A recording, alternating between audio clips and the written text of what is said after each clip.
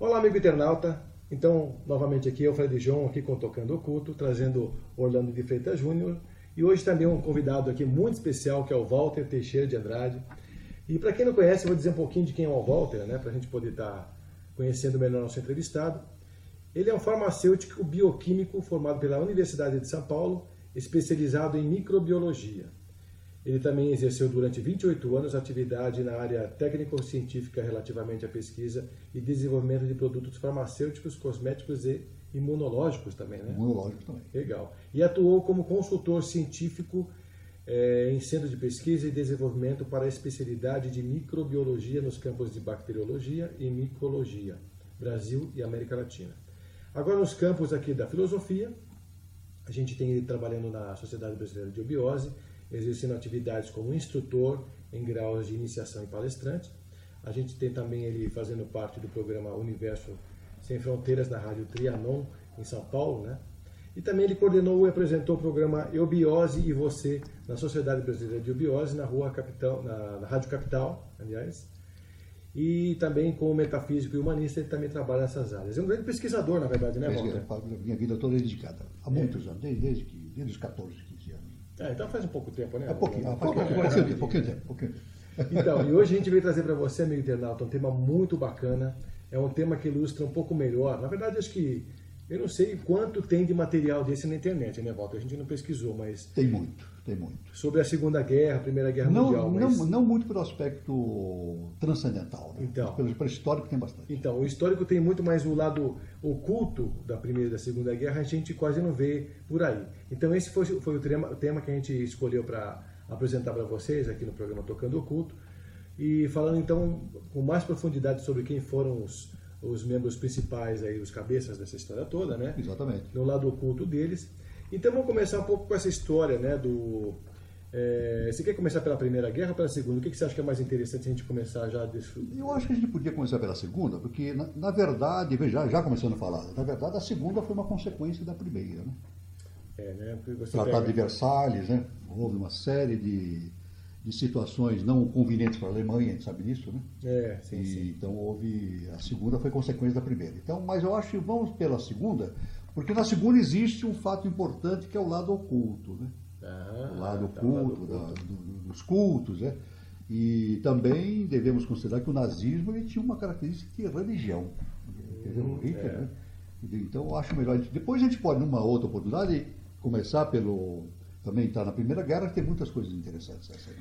Eu acho interessante porque assim, o amigo internauta ele não deve conhecer muito sobre cada um desses cabeças importantes. Perfeito. Né? Do lado oculto, inclusive, né? Do lado oculto, tem muita coisa para se falar de Hitler, de Mussolini, perfeito, do Stalin. Quem foram esses caras de verdade? O lado que esconde. Será que são pessoas normais? Será que a gente pode chamar de avatar de Shiva? Será que são pessoas que vieram com um propósito pequeno, já vieram preparados para fazer a função deles? Quer dizer, quem são esses grandes nomes aí que fizeram parte tanto do lado bom quanto do lado ruim? A gente chama de eixo caótico, né? Exatamente. E o eixo caótico é a tríade da... Na verdade, se a gente considerar o bem e o mal, pelo aspecto transcendental, é como se diz, se a gente olhar, a gente tem uma estrutura do universo, se a gente olhar de baixo para cima, a gente vê tudo errado. Mas se vê de cima para baixo, tá tudo certo. Né? Porque de cima para baixo depende é a lei. da ótica, né? Que você vê. Depende da ótica. Então, quando você olha, você tem lá desde do alto do universo até embaixo, quando você olha de cima para baixo, está tudo certo. Se você olha como uma visão humana de baixo para cima, você diz, está tudo errado, mas não é assim. Então, eu sempre falo para os alunos, não é bem nem mal, é o necessário. Exatamente. É o necessário. Exatamente. Para a lei não é bem nem mal, é o necessário. A gente enxerga com a altura humana, a gente enxerga bem e mal. E nós temos uma profunda dificuldade de saber o que é bem e mal, por mais incrível que pareça. É mesmo, né? Porque tudo tão relativo também, né, Orlando? A gente fica com a ideia de falar sobre o bem e o mal, mas aí depende do ponto de vista de quem fala sobre o bem e de quem fala sobre o mal. Porque às vezes o mal é o mal no bem e o bem é o meio. Exatamente. É o próprio tal, na verdade. O mal no bem e o bem no mal. Então, é uma A coisa pessoa pode ser muito boa fazendo mal. Exatamente. Ela pode ser muito boa, ela é boa fazendo mal. Olha que loucura. Exato. De tão mal que ele faz, ele chega a ser bom. no ser no mal. Exatamente. Então um está dentro do outro. Exatamente. E é difícil mesmo, realmente é difícil, porque todo mundo traz muito contexto humano. É como o professor falou, o professor lá falou, de baixo para cima. Todo mundo olha de baixo para cima e não entende de cima para baixo. Exatamente. Que quando morre alguém, eu tô assim, morreu a pessoa tal, digamos, de cima para baixo. É apenas uma roupa que você, quando suja, você tira aquela roupa e põe para lavar. Exatamente. E a turma não consegue enxergar isso. Isso é uma coisa louca isso daí. Isso é verdade. O próprio símbolo do tal, você tem um círculo, né, um S, né, assim, separando um lado escuro e um lado branco. O interessante é que o lado branco tem um círculo preto. E o lado preto tem um círculo branco. Então, se a gente considerar um dos lados bem e outro mal, a gente vê que o bem tem o germe do mal. E o mal tem o germe. Tem a polaridade nos dois. Tá vendo? Então, ninguém quando faz uma atitude, ela faz absolutamente bem ou absolutamente mal. Porque o mal e o bem não são coisas opostas, são complementares. Exatamente. Essa é a dificuldade. Como dizia o professor. Não são complementares. Exatamente. Não, é o quarto princípio hermético, né? Lei da polaridade. Isso já vem de longe. Né? Como dizia nosso amigo Antônio Carvalho, que se não tiver a polaridade, né, não tem evolução, porque um desmonta o outro. Não tem evolução. Você tira o mal dentro da linha evolutiva, você não tem comparativo. Eu posso até dizer, você vê, a HPB, Helena Petrovna Blavatsky, que trouxe todo esse conhecimento de teosofia, ela até cita um caso interessante, né? É bom falar sobre isso, né? Sim, claro. Ela fala o seguinte: se suponhamos que Deus um dia, por hipótese, né?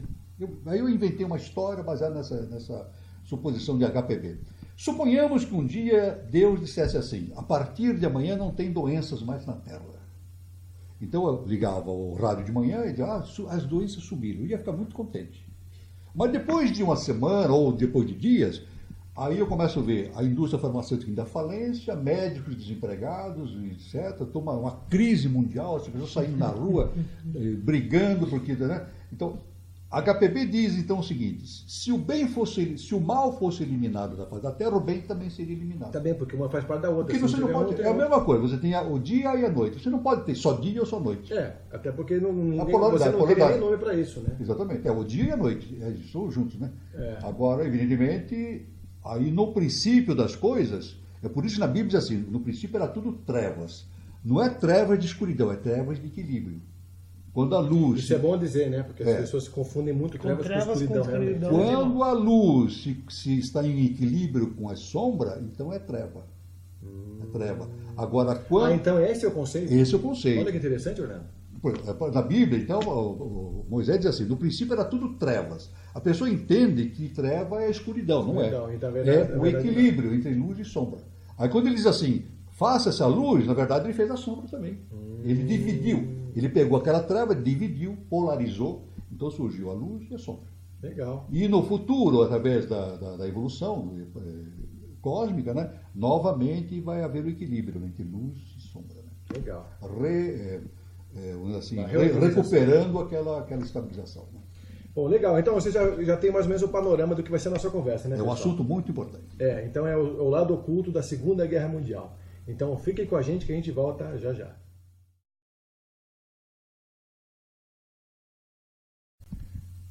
Então, amigo internauta, novamente aqui com a gente, então, o professor Walter, o Orlando de Freitas Júnior e eu, Fred João, trazendo o tema para você sobre o lado oculto da Segunda Guerra Mundial.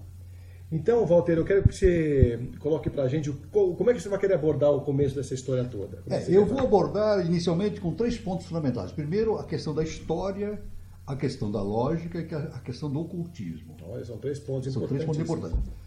Inicialmente, eu quero dizer o seguinte: a nossa reunião aqui, ela não tem o foco da discussão histórica, porque nós não somos historiadores. Sim. Não é verdade? Então não é a história. Mas sim, mas o foco é entender como é que a Segunda Guerra funcionou de acordo com o conhecimento transcendental. Isso, exatamente. Evidentemente, o historiador não vai aceitar isso.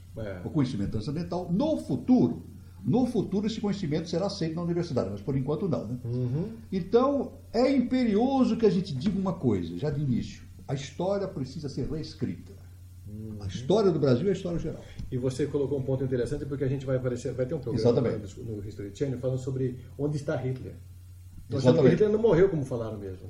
Tem uma série de teorias. E a gente sabe bem, depois a gente chega nesse assunto. Depois a gente chega nesse assunto, nós vamos chegar nesse assunto. Mas é importante. Agora, evidentemente, a história vai ter que ser reescrita. Agora, como é que a história surge? A história, existem dois tipos de comunicadores de história, né? Aqueles que escrevem sobre história e historiadores. Isso aí eu estou falando a tese, os professores de história falam isso, né? O pesquisador de história, na raiz, ele pesquisa as fontes primárias. Então ele vai lá, ele vai num sítio arqueológico, vê a inscrição, vê documentos, etc. É a fonte primária. Dificilmente um historiador vai fazer isso. Normalmente existem historiadores que utilizam já livros prontos, bibliografia, e montam depois as suas teorias a respeito do assunto, mas não pesquisa a fonte primária. Agora o historiador diz o seguinte: mesmo a fonte primária, ela tem que ser submetida à dúvida, de acordo com o contexto. Verdade, tem razão. Então suponhamos, isso é muito importante, porque nós temos muito documento da Segunda Guerra e a gente não pode confiar exatamente como está escrito. Com certeza. Tem que ser interpretado. Então, suponhamos, o historiador vai no monumento, descoberto um monumento arqueológico, tem uma série de coisas escritas. Ele não vai dizer assim, isso é verdade. Não. Ele vai ler, vai interpretar e vai entender no contexto para ver se aquilo é verdade ou não. Por quê? Sim, sem dúvida. Porque quem escreveu pode estar escrevendo a mando de alguém. Sim. Não é isso? De um imperador. Então o imperador diz assim, ó, só escreve coisas que me sejam favoráveis. Não é verdade? A gente já tem isso na nossa Não é política, verdade? né? E a história tem muito disso. O historiador, ele fica preso ao contexto da época, né? E a história favorece muito quem ganhou a guerra. É sempre assim. Quem ganha a guerra, a história favorece. É o mocinho. É o mocinho. Isso nós temos. E não existe bandido e mocinho. Depois, com o desenvolvimento do nosso encontro, a gente vê que não é bem assim. Não é bem assim. É verdade. A gente conversou sobre isso, Não vamos é tratar bem desse assim. assunto no meio do decorrer aí. Então, agora, se a pessoa diz assim, bom, no futuro, isso, pelo conhecimento transcendental, a história vai ser reescrita. Reescrita em que bases? Pelos documentos primários? Não, vai ser muito mais que isso. A história será reescrita através de documentos que estão armazenados nos mundos internos. Como é que vai ser feito isso? Pois é, aí que está a questão. Isso é muito importante para o internauta. Sim, tem uma ideia, né? Terceiro milênio daqui para frente, né? A gente vê muita história sobre HPB, sobre Lemúria, etc., mas não tem nada escrito. Onde está escrito? Exatamente.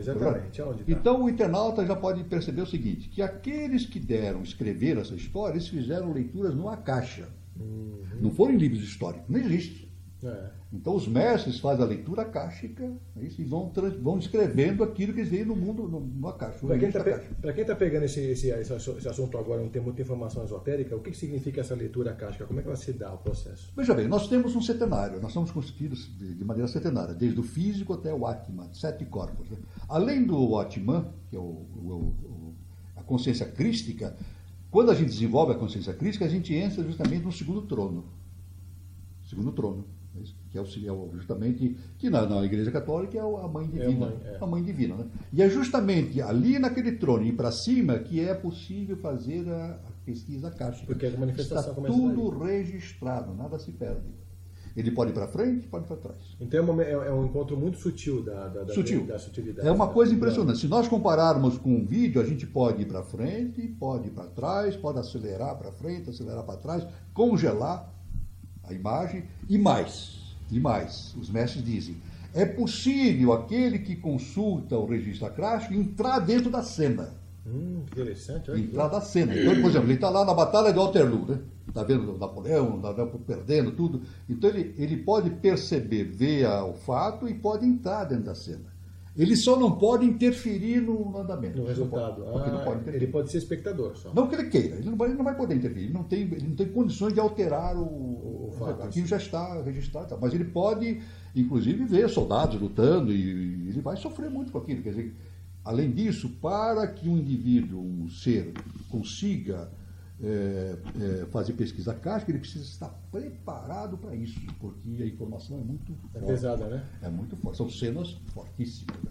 E além disso, tem uma outra coisa. Pela leitura akáshica, ele vai fazer a leitura akáshica da sua própria vida pregressa. Então isso aí não é qualquer um. Aliás, dizem que quando Siddhartha Gautama se iluminou, ele fez uma leitura akáshica desde a vida mineral. Então ele viu a consciência dele no mundo mineral, no mundo vegetal, animal, e depois no mundo nominal, né? Tudo. Orlando, ele entrou no ponto Bindu, então, né? No ponto B, ele entrou no ponto B do particular dele mesmo, da parte dele. Mesmo. Aí que o professor volta falando, assim, seria num contexto, seria de tudo mesmo. Como se, digamos, então, a gente pode falar que entrou na mente de Deus, digamos assim. Exatamente. Para ficar um pouco mais simples para o pessoal, entrou na mente de Deus, onde tudo é registrado. Isso, inclusive, no Bhagavad Gita, nós temos Arjuna, né? Sim. Ele pede para Krishna abrir os olhos dele, né? Ele está na biga dele, ele pede assim, para a consciência superior dele, me abre os olhos.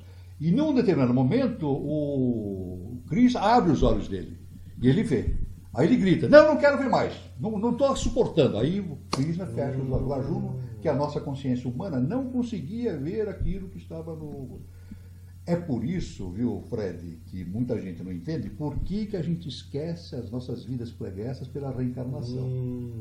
A pessoa diz, poxa, por quê? A gente devia lembrar tudo. Não, nós não suportaríamos. É verdade. Isso atrapalharia o presente da gente. Já pensou se eu lembrasse, eu estava lá na cruz, com a lança e espetando Jesus Cristo, nossa, ou então em Roma lá, matando os cristãos, e eu lá fazendo assim?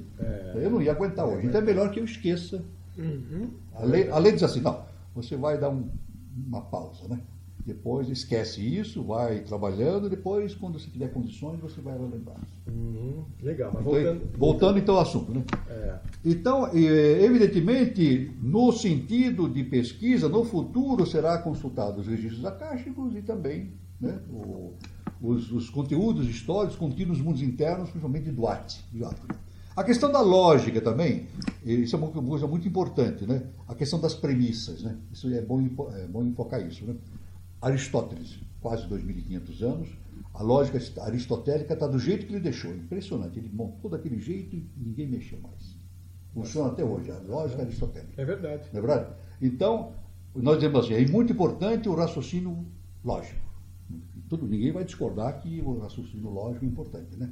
Mas tem o seguinte, o raciocínio lógico pode funcionar, mas nem sempre aplicando o raciocínio lógico a gente obtém o conhecimento correto. Eu posso aplicar um raciocínio absolutamente lógico, de acordo com Aristóteles, e atingir um conhecimento falso. É capaz então de fazer isso? É possível. Eu ajo logicamente e vou num conhecimento falso. A explicação está isso. Eu vou atingir um conhecimento verdadeiro com a minha lógica se as minhas premissas forem verdadeiras. Depende da sua premissa. Se eu tiver premissas falsas, eu vou aplicar a lógica e vou obter conhecimento falso. Então, na verdade, a premissa que é importante. Tá. Então, a gente vê muita gente na televisão, isso é muito importante. De repente, para ele obter uma vantagem na discussão, ele diz assim, mas isso é lógico. Na verdade, ele não falou nada. Não falou nada, porque se as premissas dele forem falsas, rodou. Né? Tudo bem? Questão da lógica. O terceiro ponto fundamental para iniciar a conversa é a questão do ocultismo. Fala-se muito de ocultismo. Né?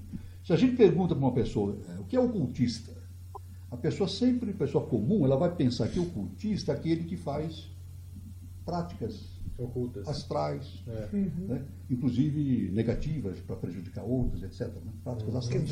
Isso não é ocultismo. Então, veja bem, o que é ser um ocultista? Essa é a pergunta. O que é ser um ocultista? O ocultista é aquele que vive o futuro da sua raça. Então, o ocultista já está desenvolvendo a parte intuitiva dele. Ele vê já pelo lado intuitivo. Então, o ocultista não é aquele que trata com coisas ocultas, não. Simplesmente, ele vive o futuro da sua raça. Então, quando a gente fala assim, o lado oculto do terceiro raio, existe muita história que liga o terceiro raio com o oculto, mas é falso. Nós vamos ver, são premissas falsas. E a gente vê muito na internet. Então, pelo lado transcendental, nós temos que fazer essa separação. O que é correto, o que não é, para a gente fazer um julgamento correto a respeito do assunto. Legal. Então, os 3 primeiros pontos você achou que é importante? Esse ponto é importante para dar um fundamento na nossa conversa. Né? Bom, então, pessoal, eu aconselho vocês ficarem um pouco mais com a gente aí, porque o assunto vai longe e é bem interessante. Então, fiquem com a gente aí.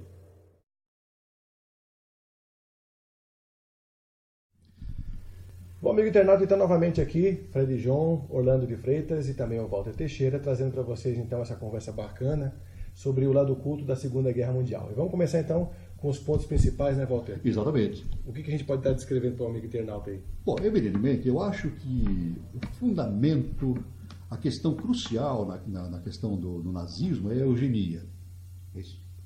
Então, criou-se, não foi o Hitler que criou isso são ideias de filósofos, ou pseudo-filósofos, né? Que vinham falando a respeito da pureza da raça germânica, da raça germânica, né? Então, isso aí, evidentemente, criou uma série de condições para se focar, como muito importante, o desenvolvimento da pureza da raça germânica, ou raça ariana. Então, uma série de coisas foram feitas, inclusive genocídio, né? Eliminação de crianças com problemas de saúde, eliminação de doentes mentais, eliminação de uma série de judeus, né? Evidentemente, né? A eugenia. Evidentemente, nós temos... Aí já é uma premissa falsa científica, né?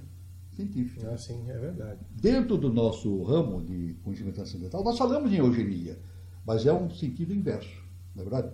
No conceito nazista, a mistura de raças enfraquecia a raça germânica. Isso é um absurdo cientificamente. Sim, é verdade. Não, pelo contrário. Hoje a ciência, isso não há a menor dúvida, a miscigenação fortalece a raça. A mistura racial fortalece a raça. Por quê?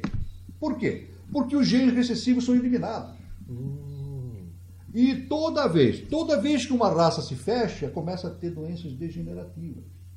Tem isso. Olha que interessante. O judeu está correndo esse risco. Exatamente. Por causa disso. Toda vez que uma raça se fecha, o que acontece? O Odemar falava isso mesmo. Os genes recessivos começam a aparecer. É por isso que Drácula só nasce em famílias de reis, né? É esse motivo. Então, por esse motivo, quer dizer, a gente sabe que vampiro não existe, no termo, isso é uma premissa, isso não existe.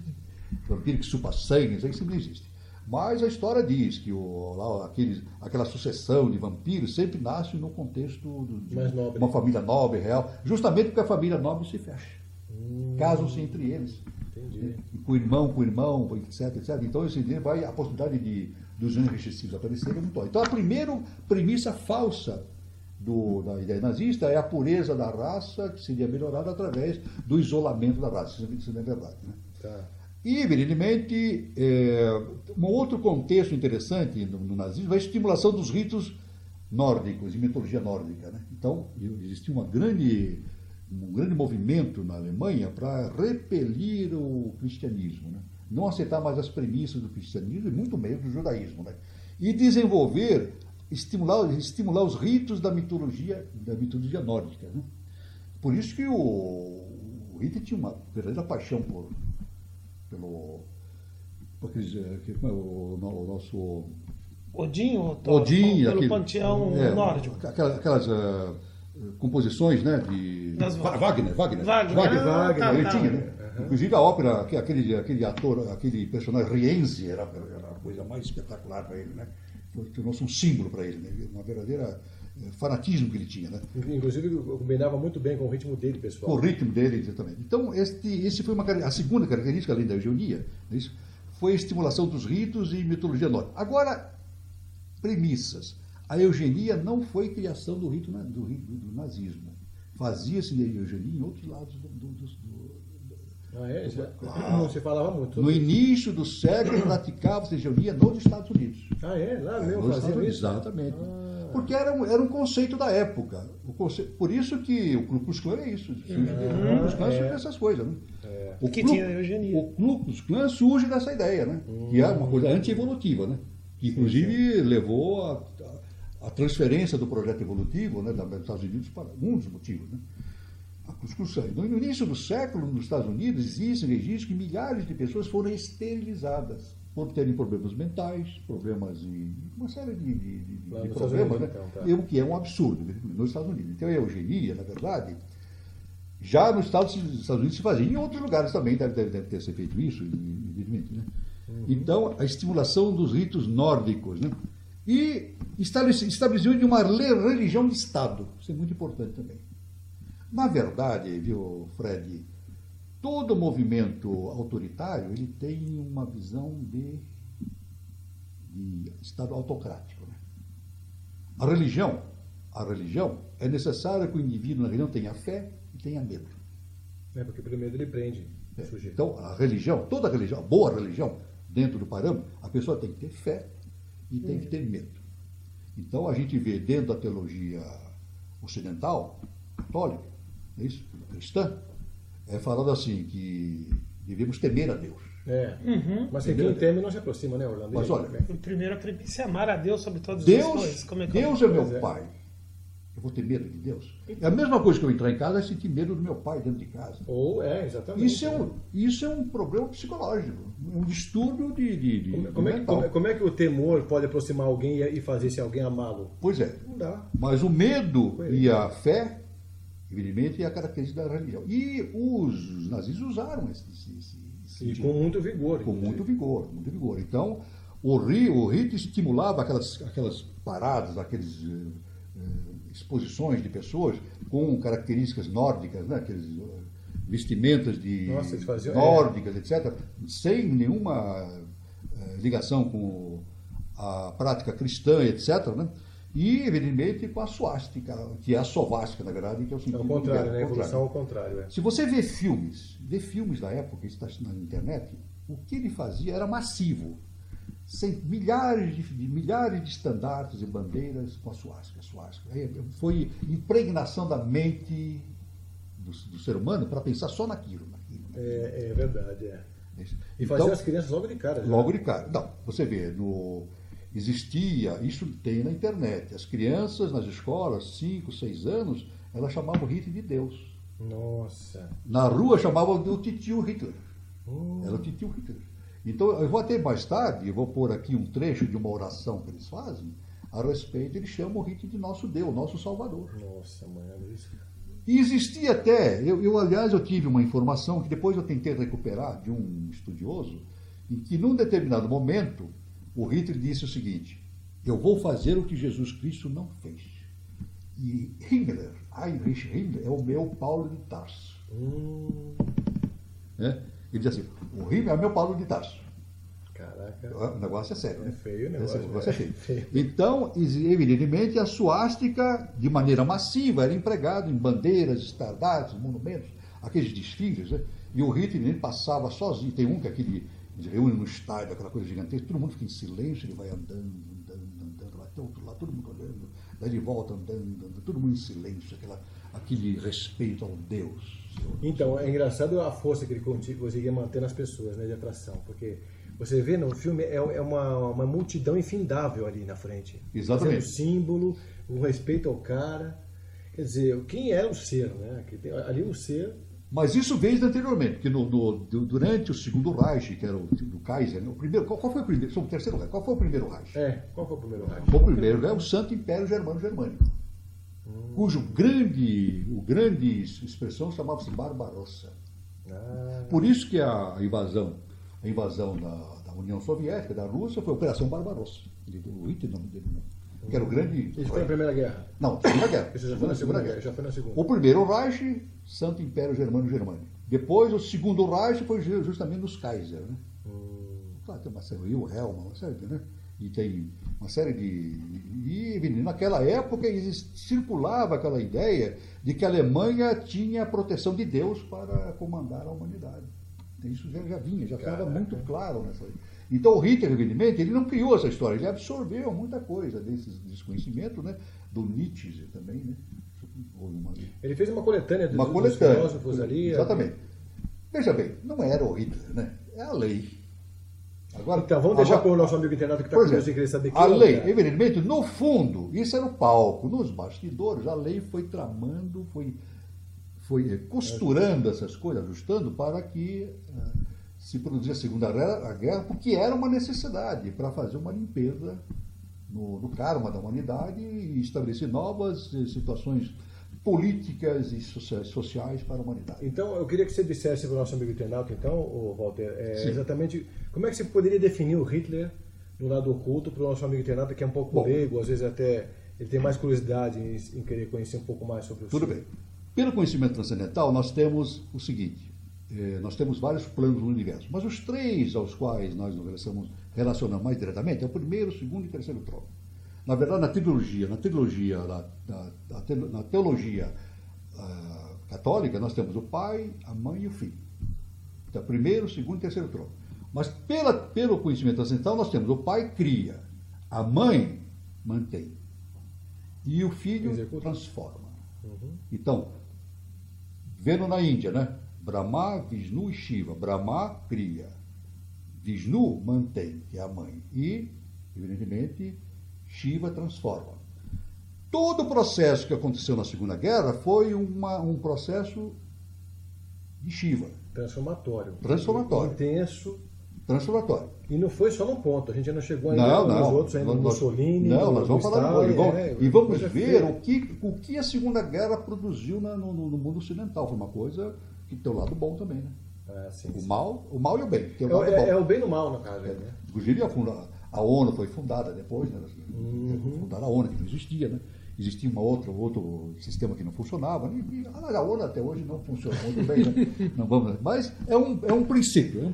Uma coisa já. Então de Shiva desce o transformador. Então, por isso que no conhecimento transcendental a gente fala assim, Avatara de Shiva. Então ele era um avatar. Não, ele não era Avatara.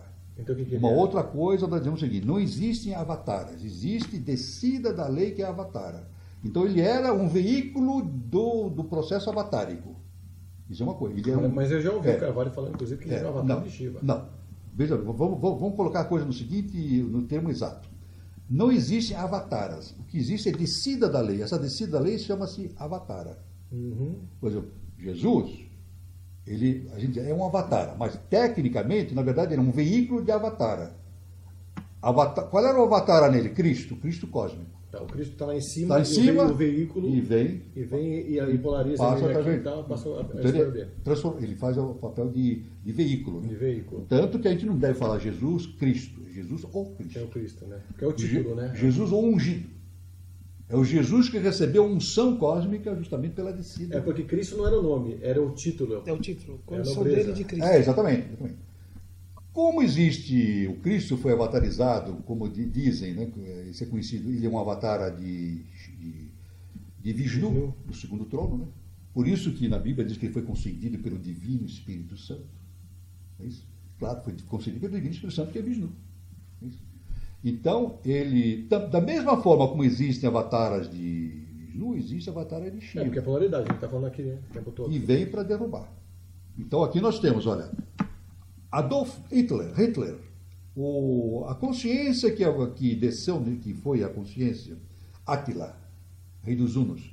Stalin foi, evidentemente, veículo de Gengis Khan, o terrível Gengis Khan. E Mussolini foi veículo de Tamerlão. Quer dizer, é uma tríade para ninguém botar defeito.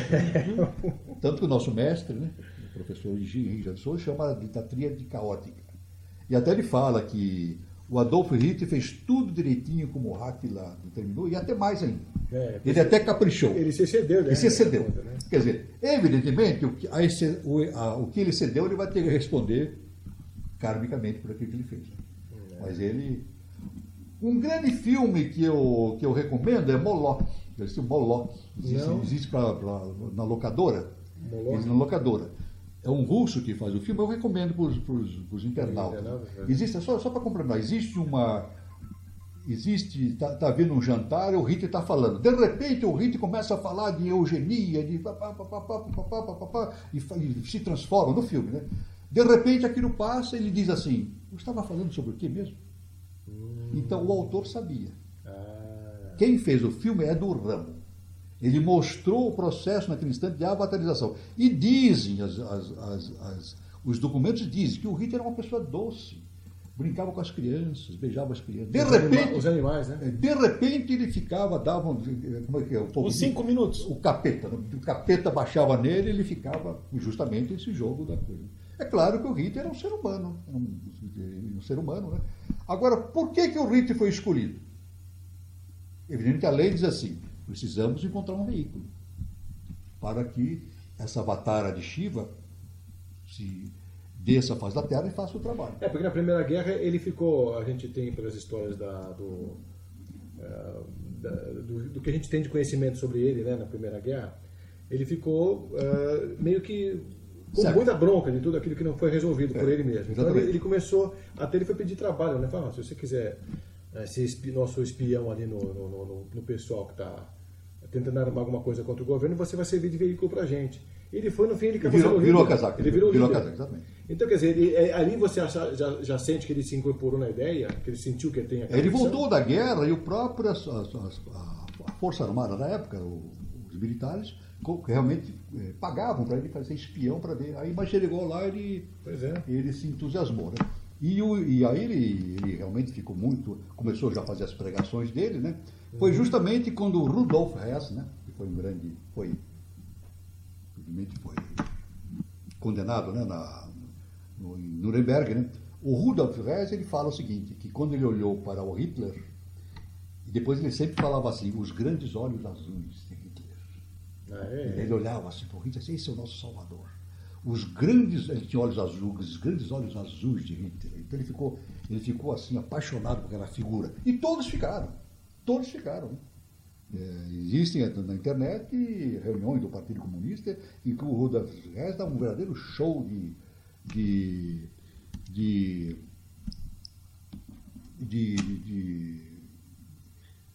estar ligado, né, com Hitler e assim por diante. Tudo bem? Tudo bem. Seguindo, Estamos falando, então, evidentemente, aí pegando na sequência, né, ele foi designado para fazer justamente ver como é que aqueles movimentos políticos, né, do movimento dos trabalhadores, Partido dos Trabalhadores, né, ele ia fazer o processo de espionagem. E acabou se introduzindo lá e virou casado. E ele se descobriu como um bom articulador? Ele foi treinado. Ele foi treinado? Foi treinado, Na verdade, existia uma grande campanha contra os comunistas. Os comunistas estavam tentando tomar o poder, né? E os empresários tinham um grande receio disso. E financiaram o nazismo. Eles financiaram. Claro, os homens de dinheiro financiaram o nazismo. E um deles fez com que Hitler fizesse um curso de expressão corporal. Eles bancaram, cara? Então ele aprendeu como se comunicar. Então, aquele jeitinho dele do cabelinho aqui, o bigodinho. Tudo marketing. Sabe? Tudo marketing. Então, aquela maneira de fazer assim, sabe aquilo? Tudo ele fazia assim. Eu lembro que eu sei que ele ficava no espelho. Foi tudo ensaiado. Isso foi um ensaio que ele fez. Ele não era assim. Então foi tudo ensaiado justamente para criar aquele teatro. O personagem, né? O personagem. Então foi uma coisa inventada. Ele gostou da história. E todos gostaram e mandou ver, né? Pagou, inclusive, pessoas do teatro, né? Pessoas muito influentes no teatro, com enorme conhecimento, para que ele fizesse esse processo de desenvolver nele essa arte teatral. A arte teatral, né? Então, é muito importante. Aliás, todo político faz isso. Né? Hoje em dia. Não só no Brasil. No mundo inteiro, a política é um teatro. Ele tem que saber... Inclusive na televisão. Na televisão. Os apresentadores fazem aquele tipo no começo, que é para introduzir, para chamar a atenção. Depois, quando tem os comerciais, você vê a realidade do que acontece. Inclusive, ontem eu estava assistindo o Jornal da Cultura, então... apareceu Obama chorando lá, né? Então, isso, eu vi essa cena, viu? Ganhou pontinhos por causa... O internauta lá escreveu assim, são lágrimas de crocodilo, né?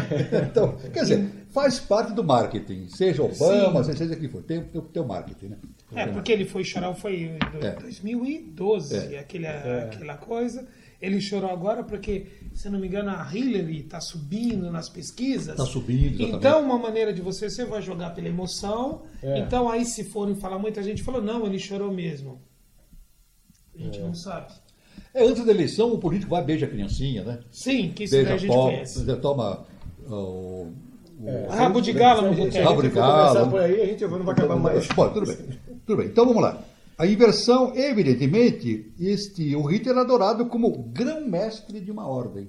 Ele era mesmo, grão-mestre. Ele tinha até roupagem de grão-mestre, né? E era Deus para as crianças. Né? Evidentemente, quando ele estava naquele processo, ele conheceu a sociedade Thule. Uma sociedade Thule. O que era Thule? Isso aqui eu tenho. Depois, vamos dar um apanhado geral? Depois a gente vai no detalhe. O mais importante dos apanhados, Então ele entrou numa sociedade chamada Sociedade Thule, que era uma sociedade ocultista, entre aspas, né, já falamos, né? E essa sociedade falava sobre eugenia, etc. E a sociedade tinha a sovástica, que é a suástica invertida. E tinha uma espada. Suástica uma espada. E foi justamente essa sociedade que estimulou no Hitler a criação do Partido Nazista, o Nacional-Socialismo. Foram eles, então. Então, do Thule, ele tirou aquela... Ele entra no Thule e absorve todo aquele conhecimento, depois torna-se entra no Partido Nazista, que não era nazista ainda, né? Partido dos Trabalhadores da Alemanha, dos trabalhadores. introduz o símbolo de Thule ali e torna-se um líder do partido. Aí então foi realmente... Aí ele cria um exército paramilitar, né? Já estava tudo uniformizado, né? Paramilitar, etc. Né? E foi justamente em Munique, né, em 1923, que eles tentam dar aquele golpe. Né? Munique. Sim. Na cervejaria, né? Munique. O Punch, né? Que não deu certo. Não deu certo. Eles fizeram... Ali era o início. Eles iam dar um grande golpe, eles iam começar uma grande revolução na Alemanha, mas só que vieram os militares, evidentemente, do Kaiser, né? Evidentemente, e ainda era, né? O Kaiser, né? E fuzilou muita gente. Inclusive mataram lá, não se lembra se eram 12 ou 14 militares. Acho que eram 14 ou 12. E frustrou, né, no momento aquela possibilidade. Né? E, evidentemente, aquilo virou um símbolo do nazismo, né? A morte dos heróis. Então, aí fizeram um mausoléu para aqueles 12, e todo ano faziam aquela ritualística. E a bandeira do Partido Comunista ficou manchada de sangue. Né? Sangue daqueles heróis. Os heróis criados por então. Durante todo o desenvolvimento essa preparatória, foram 12 anos, de 33 a 45. 12 anos de... É incrível, cara, até no 12. É mesmo. 12 anos da prevalência do nazismo, desde que o Hitler assumiu o título de chanceler da Alemanha, né, até a sua execução. Aí não se sabe, muita discussão, né? Mas veja bem, então o que ele fazia? Ele pegava, toda vez que havia aquelas reuniões públicas, ele trazia aquela bandeira manchada de sangue para fazer a consagração dos outros objetos. Então, se tinha uma bandeira que ia ser muito usada, ele ia lá, fazia o ritual e encostava aquela bandeira de sangue para consagrar o objeto novo. E todo mundo ficava olhando lá. Criando uma egrégora. E também uma religião. Né? Era uma religião aqui. E não é milhares de pessoas olhando, ele fazendo aquela cena toda. Esse é o cultismo. Quer dizer, um cultismo degenerado. Pois é. Muitas já esse é um movimento ocultismo. Não é ocultismo, é um cultismo degenerado. Lemuriano, Lemur e Atlante. É Lemur e Atlante. Então, evidentemente, esta Rita era adorado, né? E, evidentemente, depois da cerveja, lá nessa cervejaria, o Rita foi preso, foi condenado a 5 anos de cadeia. Ele escreveu o livro dele, né? Ele ficou preso 9 meses. Pagando? Ele pagou alguém para sair depois? Né? Não. Ele foi solto. Foi absolvido, né? Foi solto. Achavam que ele não devia ter ficado. Mas só que ele não tinha estudo, não tinha faculdade, não tinha nada. Mas ele disse que aqueles 9 meses foi a universidade dele, né? Porque o pessoal ia lá, se reunia, aí escreveu Mein Kampf. Minha vida, né? Que é proibido na Alemanha, né? Quem tentar publicar na Alemanha... Hoje, na Alemanha, o partido nazista é proibido tocar o hino nazista, é proibido falar em Hitler, ninguém pode falar, e Mein Kampf é proibido, não pode publicar. Hoje, geralmente, é proibido. É tudo proibido. Tudo proibido. Aqui no Brasil pode, mas lá na Alemanha é proibido. Então, evidentemente, este foi a origem, né? Na verdade, o Mein Kampf é a Bíblia nazista. É a Bíblia. É a Bíblia nazista. Então, o que era obrigado? Quando fizeram a juventude nazista, né? A juventude nazista foi feita, e entravam os jovens para o exército, era obrigatório todo jovem ler o Mein Kampf. Era obrigatório. É como se a religião dissesse, tem que ler a Bíblia. Então tem que ler o Mein Kampf. É isso. E, além disso, tem no Mein Kampf, o Hitler sempre deu um nome de destaque para os protocolos dos sábios de Sião. Né, que hoje está provado que é uma farsa, né, esse protocolo isso foi feito na Rússia, apresentado lá ao rei, né, ao czar, né, foi apresentado ao czar para justamente o czar ficar com raiva dos judeus e fazer, mas hoje sabe-se que o documento foi forjado, foi ali cópia de muitos do tempo de Napoleão, escritos do tempo de Napoleão, etc. Né? Mas para o Hitler era verdadeiro. Então foi mais uma base para estimular esse ódio contra os judeus. Né? Quer dizer, evidentemente a gente sabe, ódio contra qualquer etnia é uma coisa detestável. Isso realmente é uma coisa... Não há como, porque são seres humanos, seja lá ou para cá, são seres humanos, devem ser respeitados como tais. Né? Então, evidentemente existiu o Mein Kampf, né? E, evidentemente, houve a eclosão para a população do mito da origem atlântida da raça germânica. Não foi o Hitler que inventou. Não foi. Você falou no começo sobre isso. Existia aqui um grande jornalista chamado Alfred Rosenberg, um deles, né? Não só ele, muitos. O Rosenberg foi enforcado. Ele foi julgado na Nuremberg, foi enforcado. Mas ele transmitiu... Como condenado de guerra mesmo. Foi enforcado. Foram 22, né? 22. Depois nós vamos falar do... porque também tem coisa que é meio farsa nessa história toda. Tem. Né? Nós vamos comentar, Nuremberg nós vamos conversar também. Então, o que aconteceu? Um deles, Alfredo... Mas existe uma série de pensadores, né? Ou falsos pensadores, como queiram, né? Que davam essa ideia da origem atlante dos alemães. Então, dizia assim que, na verdade, os alemães descendiam... Houve a queda atlante, por uma série de casos, né? Que nós sabíamos pela filosofia, mas não era mesmo... a mesma história contada pelos nazistas, né? E de lá surgiu a raça ariana. Foi de lá que saiu isso. Realmente, a raça ariana surgiu de lá, mas não é essa que eles dizem, a raça ariana, a raça germânica. Eles se limitam a dizer que a raça ariana é a raça germânica, né? A raça do país. Da Alemanha, a Alemanha. Que se chama raça germânica. Então, a base era a seguinte, essa raça ariana germânica saindo da Atlântida, ela teria a possibilidade de se miscigenar com outros povos. E essa seria a destruição dessa raça. Então, o lema era isso, não podemos nos misturar para não enfraquecer a raça. Aí surge esse mito, né, da pureza racial. Ah, sim, tá. O interessante é o seguinte, que cultivava, inclusive, todas as escolas, né? nesse conteúdo todo tem até falsos conhecimentos. Porque muitos levam essa origem da raça para a hiperbórea, a raça hiperbórea, né? E como isso tivesse acontecido desde a raça hiperbórea. Não é verdade. Pela teosofia nós sabemos que a raça hiperbórea não era uma raça humana.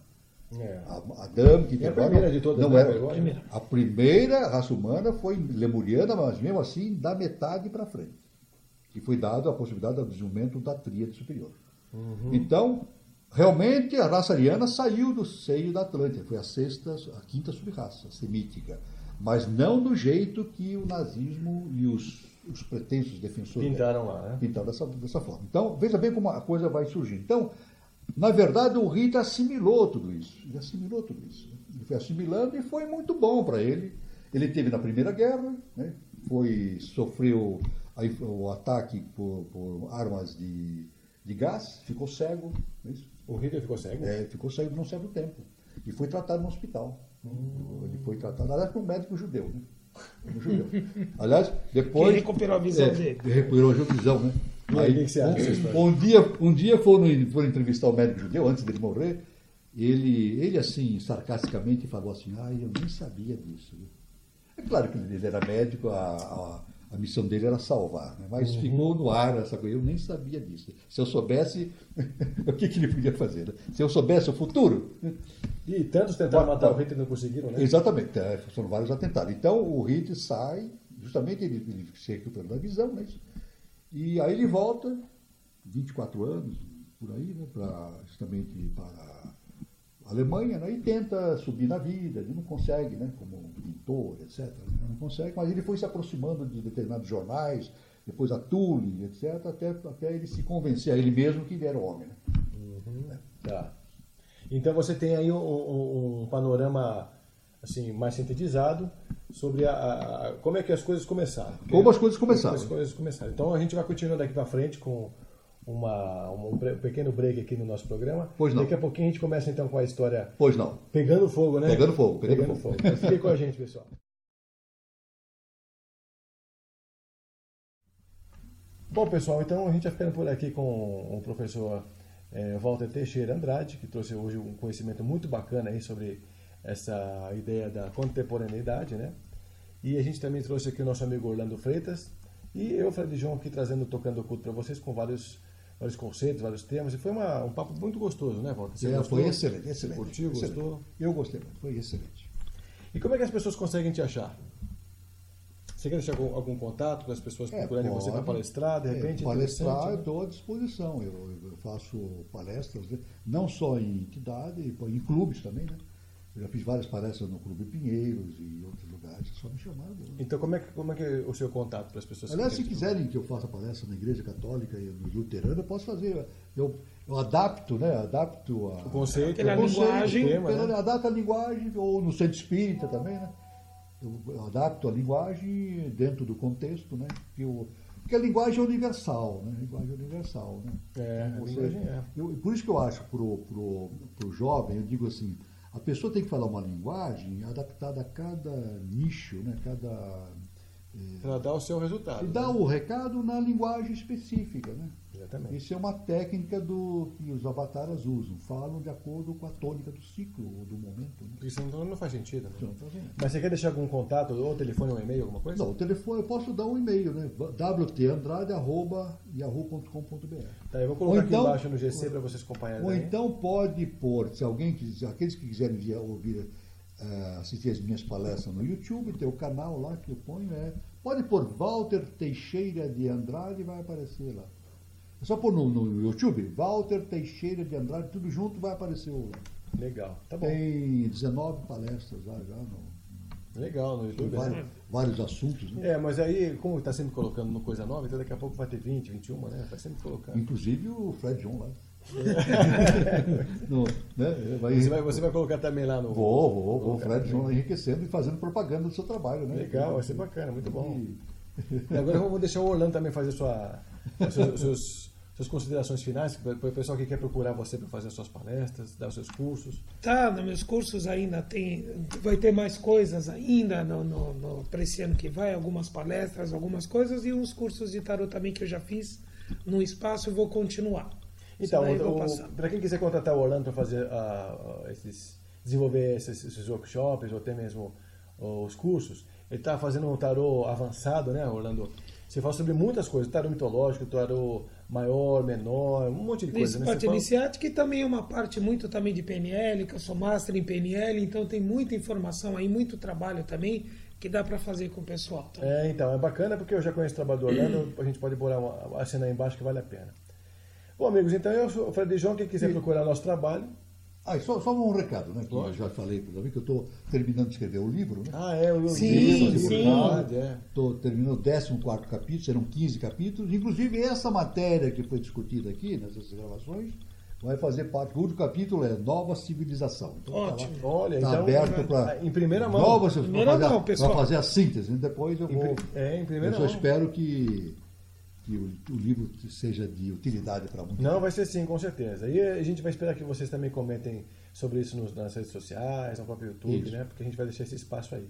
E quem quiser conhecer um pouco do meu trabalho é só entrar no site da serenatecia.com.br, onde vocês encontram o nosso trabalho musical aí que a gente faz no corporativo, social, muita coisa bonita. Inclusive, o nosso amigo Orlando já participou de algumas histórias com a gente aí também, já dividiu várias emoções.